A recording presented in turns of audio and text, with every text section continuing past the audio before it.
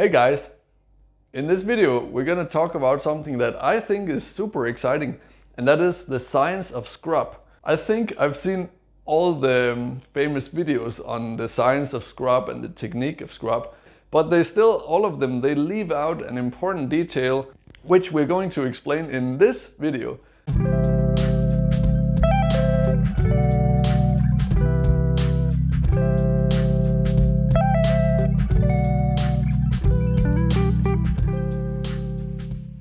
The science of scrubbing a motocross bike, going over the takeoff so you can stay lower and have more forward speed and thereby land earlier with more speed forward and thereby have a faster lap time. So instead of going up in a high arch, jump really high and then spend more air time, you will have a lower jump, less air time, get back on the ground and go forward. Okay, I think I've seen all the famous videos on the science of scrub and the technique of scrub. But interestingly, as a former student of science, I was surprised not to find a single video that actually explains the most basic principles that are important for the scrub. Okay, there's a couple of really good ones that I like. First of all, I do like the Kawasaki science of Supercross, where they talk about how much exactly faster you can do a jump. They did a 90-foot triple, 0.3 seconds faster by scrubbing compared to not scrubbing. So that's really useful. They measured actually how efficient the scrub technique can be on a big jump. So if there's 10 triples on a track, you're 3 seconds faster per lap if you're scrubbing. That's a big deal. And then I also do like the video from MX Factory, where they're talking about that when you're scrubbing, you are deflecting the rebound by leaning the bike down sideways, which is also a reasonable explanation. But all of them, they leave out an important detail, which we're going to explain in this video. And I'm going to make a drawing. So the whole concept that they have left out of all the other videos on YouTube about why scrubbing works is understanding the center of mass of the motorcycle, and also the rider has his own center of mass separately. Okay, and more exactly understanding how the path of the center of mass, when you're approaching the jump and going over the takeoff, actually the center of mass has a different path if you're going straight over the jump, jumping regularly, compared to if you're leaning the bike down closer to the lip of the takeoff. The center of mass gets closer to the edge of the takeoff. And that's the big thing.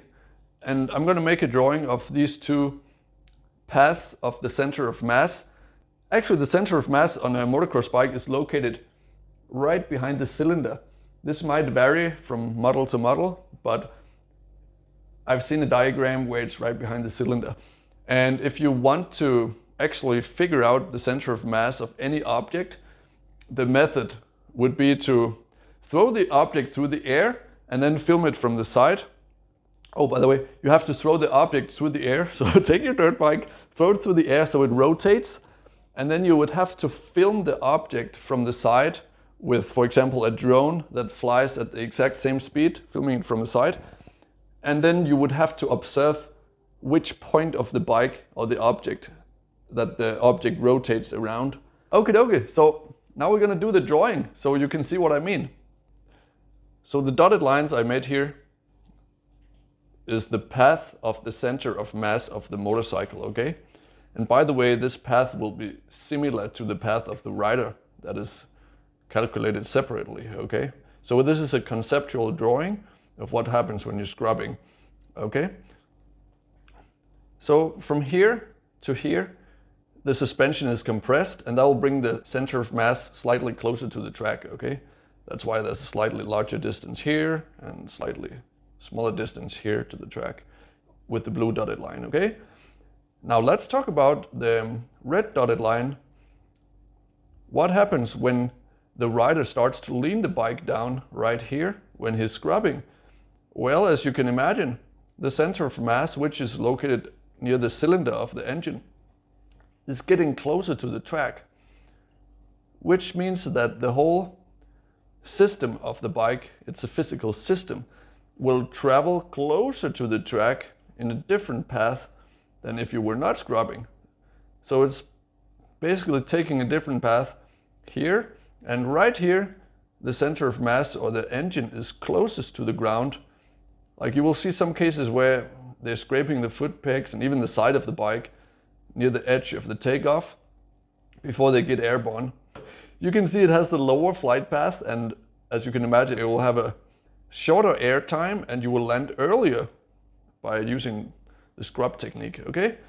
So there you have it. That was my point of the whole video, is to make this drawing that explains how it's the center of mass that's traveling at a different path, okay? And not just only the suspension or rebound getting deflected and stuff like that. This is the end result, and that's what really makes the difference, regardless of suspension settings and suspension rebound and all that stuff, which is still correct, but this is the actual physics of what's going on. Yeah, so that was why exactly scrubbing works. There's also other physics that apply to scrub, which is related to the gyro effects of the wheels spinning, which enables the bike to fly sideways and then return to straight. But that is gyro effect, and that's a whole other topic that would take a much longer video to explain. But that was just an overall understanding of what's happening when you're scrubbing with the most basic physics involved. Okay, I hope you enjoyed this video.